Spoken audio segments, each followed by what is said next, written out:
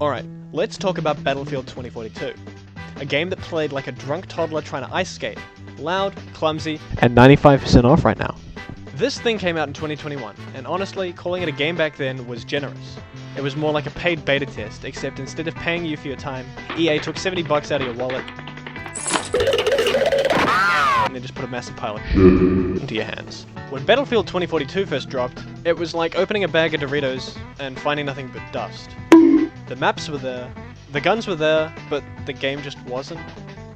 Characters would teleport around like they were on a Portal 2 speedrun.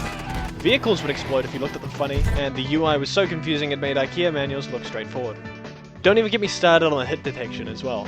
Shooting somebody felt like rolling dice at a casino, except the house always won. Now, the reason people were so pissed wasn't just because the game was broken. It's because it had impossible expectations to live up to. Battlefield 4 was a masterpiece. That game was pure chaos, but in a fun way. Jets flying overhead, skyscrapers collapsing, ramming into the shore while you're getting shot at by somebody camping in a bush. It was like being thrown into a Michael Bay movie where everyone has ADHD. Now, when DICE announced Battlefield 2042, the hype was insane.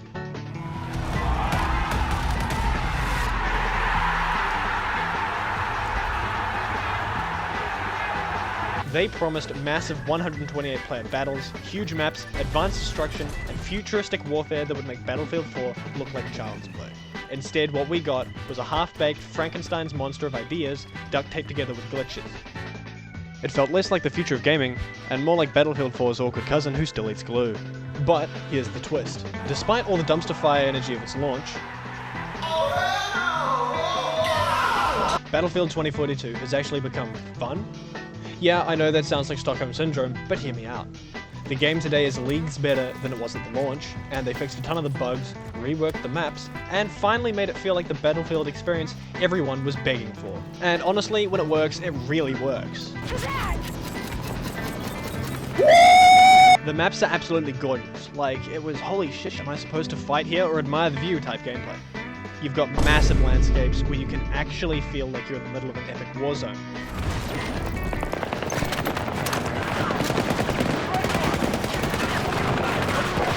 The vehicles are some of the best in the series. Flying a jet through a storm while dodging missiles and trying not to pancake into the ground feels incredible. The tanks feel like mobile fortresses, and the helicopters are just pure chaos machines. And yes, you can still run people over for the funny. I've been running around, always looking down at all I see. The gunplay, while not perfect, has gotten way better than the soggy mess it was at launch. It finally feels satisfying to shoot somebody instead of unloading an entire clip and watching them shrug it off like you just sprayed them with Febreze. Now, what's hilarious is how the player base has suddenly skyrocketed again. And it's not even because of 2042 itself, it's because of the Battlefield 6 Early Access Beta. That game is absolutely crushing it right now. Everyone's hyped, everyone's pre-ordering, and people are using Battlefield 2042 as a warm-up. It's basically the appetizer platter before the big steak dinner that is Battlefield 6.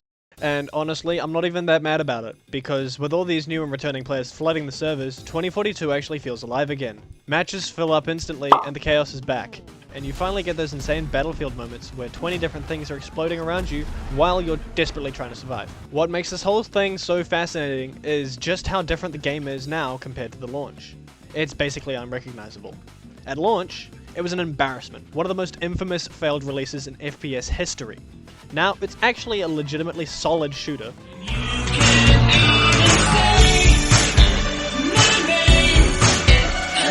It's like watching somebody go from eating glue in kindergarten to becoming a rocket scientist. Sure, the early years were rough, but the glow up is real. It almost makes you wonder if Battlefield 2042 was a giant long-term prank. Like EA released a broken piece of trash on purpose, then slowly fixed it over time, just so that they could swoop in at the end and say, "See? We told you it was good." It's the video game equivalent of a deadbeat dad leaving to buy cigarettes and then coming back 10 years later with a new car.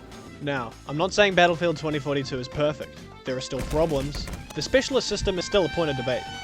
Balancing can be a little wacky, and sometimes the servers act like they're being run out of a McDonald's Wi-Fi router. But compared to the absolute swamp monster of its early release, this is a completely different game.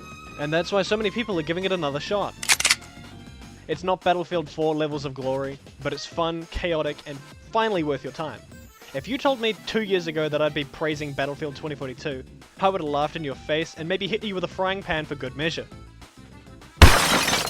But here we are, and honestly, I'm glad. Because at the end of the day, Battlefield is at its best when it's a playground of chaos. You're not logging in for pinpoint accurate competitive esports gameplay. You're watching somebody else jump out of their plane, shoot down somebody else, and then jump back into their plane, because that's the true Battlefield experience. So yeah, Battlefield 2042 went from being a turd in a trench coat to actually being a game worth playing. It's still the little brother to Battlefield 4, and it's about to get overshadowed again by Battlefield 6, but it carved out a redemption arc that's honestly impressive. It's living proof that video games can rise from the ashes, as long as the developers don't give up, and as long as players are willing to give it another chance once the smoke clears.